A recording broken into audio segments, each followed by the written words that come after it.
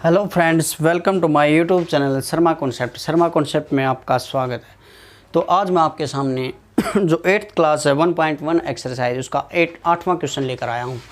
तो देखिए 8वां क्वेश्चन क्या है, -1 इंटीजर 1/8, यानी कि जो ये नेगेटिव साइन है यहाँ पर है, तो हम इसको चेक करते हैं।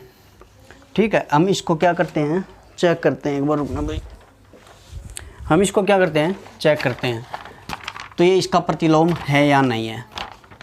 अब माइनस भाई ये 1/8 यानी कि 1 से 1 इंटीजर 1/8 और माइनस का साइन क्या है, बाहर है। तो इस ये क्या होगा, 8 1 8 9/8। ठीक है, और माइनस का साइन क्या है, बाहर है। गुणात्मक प्रतिलोम 8/9 है। गुणात्मक प्रतिलोम क्या है, 8/9 है। ये बोला कि गुणात्मक प्रतिलोम 8/9 है।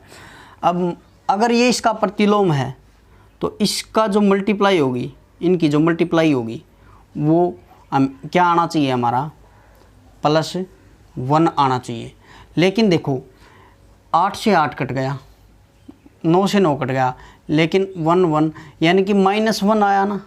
तो -1 डज नॉट इक्वल टू +1। तो इसलिए हम कह सकते हैं कि ये इसका प्रतिलोम नहीं है। ठीक है, तो क्योंकि प्रतिलोम होने के लिए क्या होना चाहिए, इनका जो गुणनफल है वो हमेशा क्या आता है, +1 आता है। ठीक है, तो क्वेश्चन नंबर 9 देखिए।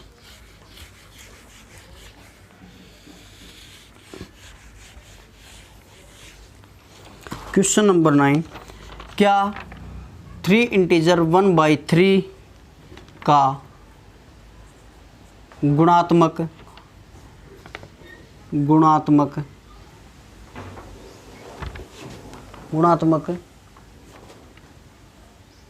प्रतिलोम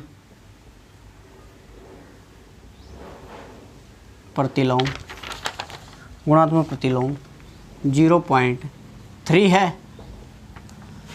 क्यों है या क्यों नहीं है, आपको क्या बताना है, एक रीज़न बताना है। तो देखो 3 इंटीजर 1/3 क्या होता है, 3 या 9 और 1 10/3 होता है।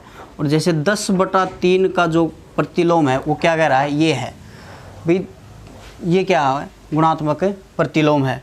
तो इसका जो प्रतिलोम होगा, अगर इनकी मल्टीप्लाई देखें तो देखो 0.3, तो क्या आना चाहिए, 1 के इक्वल आना चाहिए।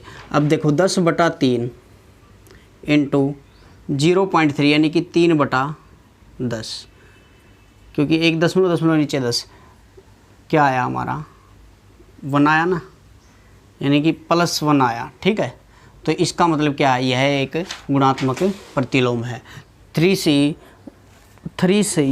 1/3 का गुणात्मक प्रतिलोम क्या है, 0.3 है, क्योंकि इनका गुणात्मक जो गुणनफल है वो क्या आ रहा है, हमारा +1। अब क्वेश्चन करेंगे हम 10। क्वेश्चन नंबर 10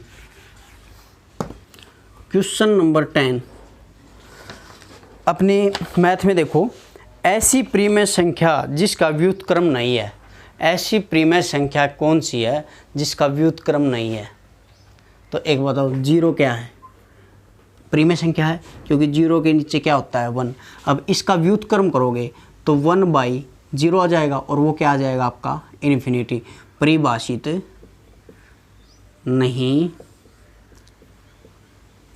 नहीं किया जा सकता। ठीक है, फर्स्ट जो 10 का फर्स्ट पार्ट है। अब सेकंड पार्ट देखो, प्रीमेय संख्याएं जो अपने व्युत्क्रम के समान होती हैं। प्रीमेय संख्याएं जो अपने व्युत्क्रम के समान होती हैं। तो एक बात बताओ, 1 है वो संख्या और इसका व्युत्क्रम कितना होता है, 1/1 होता है। तो इसका मतलब क्या है, ये मतलब 1 ही होगा। तो एक कौन सी, एक क्या है, वह संख्या है जिनका व्युत्क्रम भी समान होता है। ठीक है, आई बात समझ में। अब जैसे -1 है -1 का व्युत्क्रम क्या होगा, -1, तो क्या होगा, -1 भी है, 1 और -1 दोनों हो जाएंगे। ठीक है,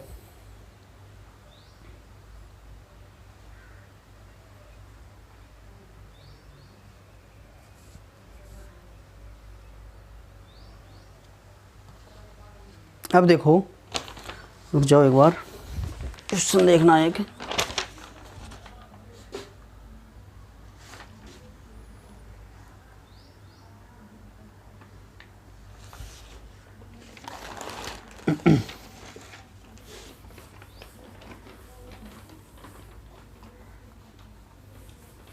ठीक है, आई बात समझ में। इसको -1 को रहने दो एक बार, आप यहीं देखो, 1 है तो 1 का व्युत्क्रम क्या है, 1 का व्युत्क्रम 1/1, वैसे -1 का भी वही है। ठीक है, चलो ठीक है। अब थर्ड क्वेश्चन देखो क्या कह रहा है। परिमेय संख्या जो अपने ऋणात्मक के समान है, परिमेय संख्या जो अपने ऋणात्मक के समान है, मान लो 0 है, 0 कोई है संख्या है, उसका ऋणात्मक क्या होगा, 0, और -0 0 के इक्वल होता है, तो सभी क्या आपस में इक्वल हैं। ठीक है, अब देखो 11 नंबर क्वेश्चन है, 11 नंबर क्वेश्चन है, वो क्या कह रहा है, अब आपको देखना है 11 नंबर क्वेश्चन, लास्ट क्वेश्चन है इस जो एक्सरसाइज है 1.1 का लास्ट क्वेश्चन। रिक्त स्थानों की पूर्ति कीजिए। शून्य का व्युत्क्रम, शून्य का पहला जो क्वेश्चन है, शून्य का व्युत्क्रम डैश है, शून्य का व्युत्क्रम कभी क्या होता है, शून्य है, अगर उसका हम व्युत्क्रम करेंगे तो 1/0 होगा, तो उसको क्या कर सकते हैं हम, अपरिभाषित, उसको मतलब शून्य का व्युत्क्रम परिभाषित नहीं है, तो फर्स्ट में क्या आएगा, परिभाषित नहीं है, परिभाषित नहीं है,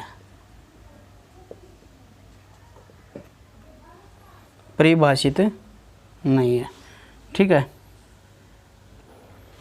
अब देखो एक बार मैं मैथ ले आता हूँ, इसका दिख नहीं रहा।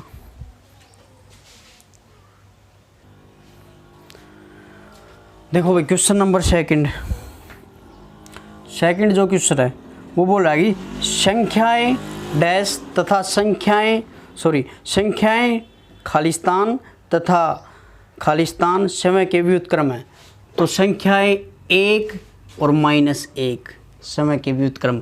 अब 1 का व्युत्क्रम करोगे तो 1 का व्युत्क्रम क्या था, 1/1, वो इक्वल है 1 के, और -1/1 का व्युत्क्रम क्या होता है, -1/1 क्या होगा, -1। ठीक है, तो आंसर में क्या आएगा, 1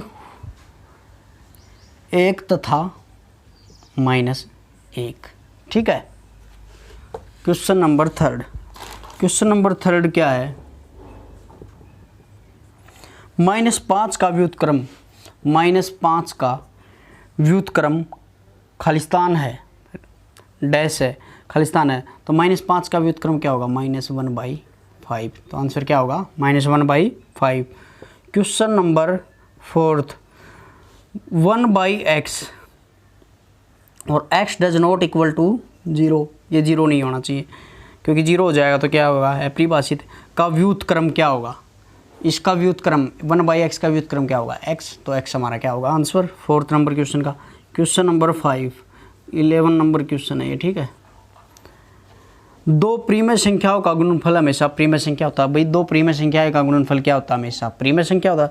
ये बोल रहा है कि दो प्रीमेय संख्याओं का गुणनफल हमेशा खालिस्तान होता है, खालिस्तान है तो एक प्रीमेय संख्या है,